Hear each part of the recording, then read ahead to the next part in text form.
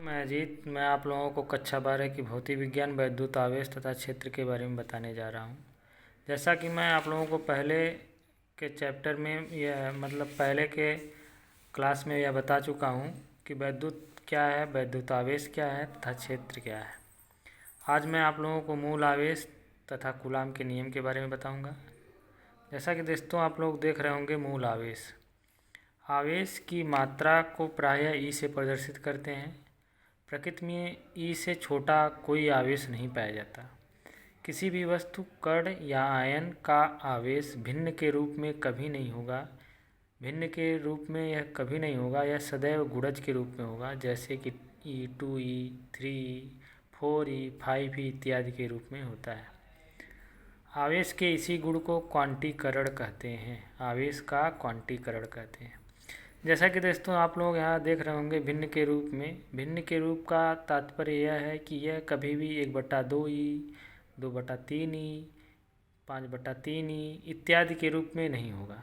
यह सदैव एक गुणज यानी e, 2e, 3e, 4e, 5e, 6e, 7e इत्यादि के रूप में होगा। आवेश के इसी गुण को आवेश का क्वांटीकरण भी कहते हैं। इलेक्ट्रॉन का आवेश जो होता है उसको -e से प्रदर्शित करते हैं।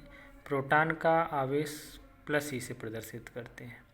इलेक्ट्रॉन पे जो चार्ज होते हैं उसको हम लिखते हैं 1.6 × 10⁻⁻19 यानी 1.6 × 10⁻⁻19 कूलाम। यह माइनस में होता है। और प्रोटॉन का आवेश होता है +1.6 × 10⁻⁻19 यानी 1.6 × 10⁻⁻19। प्रोटॉन पे आवेश हमेशा धन आवेश होता है, इलेक्ट्रॉन का आवेश हमेशा ऋण आवेश होता है। जैसा कि दोस्तों हम बताएंगे आप लोगों को कूलाम का नियम क्या है। कूलाम एक फ्रांसीसी वैज्ञानिक थे जो कि दो आवेश, समान आवेश या विपरीत आवेश के बीच लगने वाले आकर्षण या प्रतिकर्षण बलों के बीच एक संबंध स्थापित किए। उसी संबंध को कूलाम का नियम कहा जाता है। कूलाम के नियम के अनुसार दो स्थिर बिंदु आवेश के बीच लगने वाला आकर्षण या प्रतिकर्षण बल दोनों आवेशों के मात्राओं के गुणनफल के अनुक्रमानुपाती तथा उनके बीच की दूरी के वर्ग के व्युत्क्रमानुपाती होता है। इस प्रकार यदि स्थिर बिंदु आवेश क्रमशः Q1 व Q2 हों तथा उनके बीच की दूरी r है तो लगने वाला बल F प्रोपोर्शनल Q1 Q2/r², या इसको लिख सकते हैं F = K Q1 Q2/r², जहाँ K एक नियतांक है। K को प्रोपोर्शनल नियतांक या अनुक्रमानुपाती नियतांक भी कहा जाता है। चूँकि K = 1/4πε0 दोस्तों इसको हम बोलते हैं ε0। इसका मान होता है 9 × 10⁹ न्यूटन मीटर स्क्वायर बटे में कूलाम स्क्वायर। तो इसको लिख सकते हैं F = 1/4πε0 Q1 Q2/r²। दोस्तों अगला टॉपिक आता है ε0। इसको हम बोलते हैं निर्वात की वैद्युतशीलता का मात्रक। इसका अब हम मात्रक बताएंगे आप लोगों को तथा इसका आंकिक मान क्या होता है वह बताएंगे।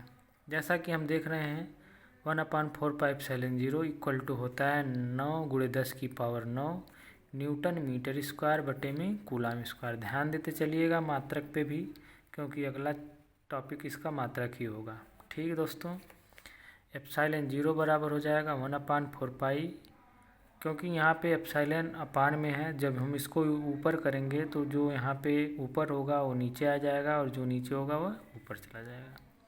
तो ε0 को जब इधर करेंगे और इसको इधर करेंगे तो हो जाएगा ε0 = 1/4π ×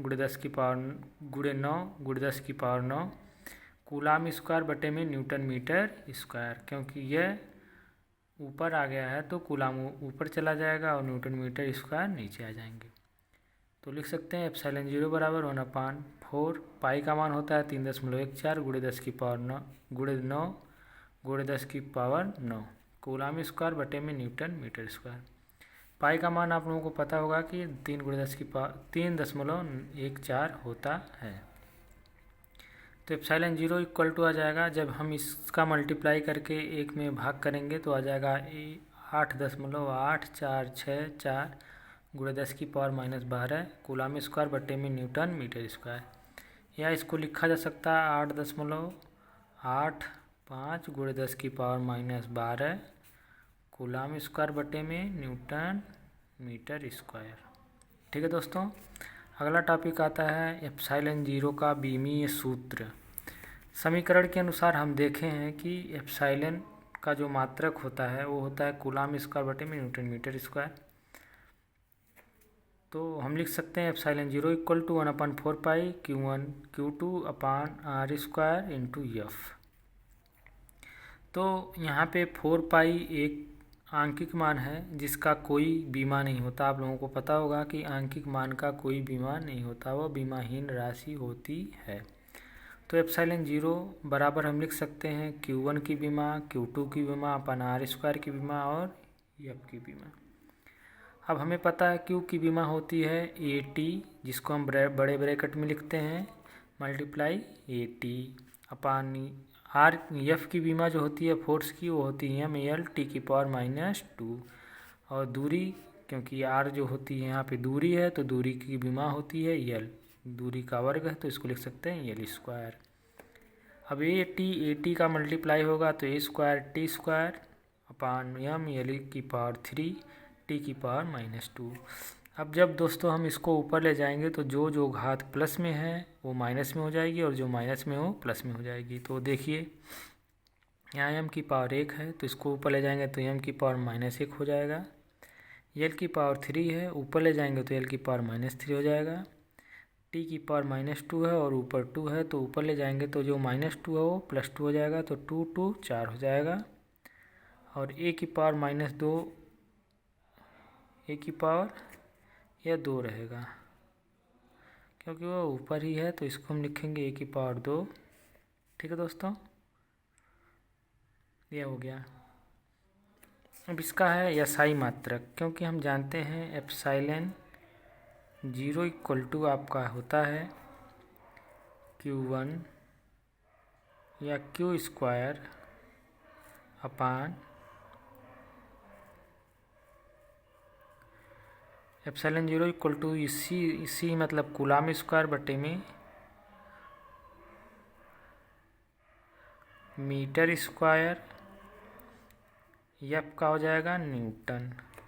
तो एप्सिलॉन 0 का जो बीमा होगा, Q का बीमा एप्सिलॉन 0 लिख सकते हैं कूलाम स्क्वायर बटे में मीटर स्क्वायर और न्यूटन।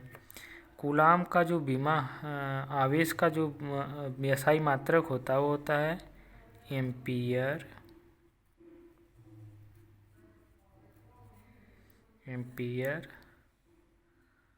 सेकेंड। तो इसकी घाती कितना हो जाएगा 2 बटे में मीटर स्क्वायर इंटू न्यूटन। तो इसको हम लिख सकते हैं एप्सिलॉन का जो मात्रक होगा एम्पियर को A, सेकेंड को T,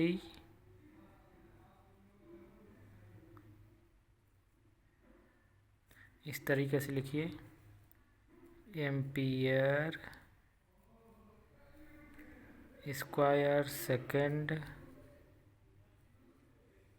स्क्वायर मीटर की पावर -2 न्यूटन की पावर -1। यह हो जाएगा इसका SI मात्रक। ठीक है दोस्तों, धन्यवाद। मैं चाहता हूँ कि जिन लोगों को मेरे द्वारा पढ़ाया हुआ टॉपिक समझ में आया हो वो अधिक से अधिक मात्रा में इसको शेयर करें, सब्सक्राइब करें और ध्यान लगा के और मन से पढ़ें। वह ज़रूर अपनी सफलताओं पर खरा उतरेंगे और अपने लक्ष्य को प्राप्त करेंगे। धन्यवाद दोस्तों, आगे मिलते हैं अगले टॉपिक के साथ।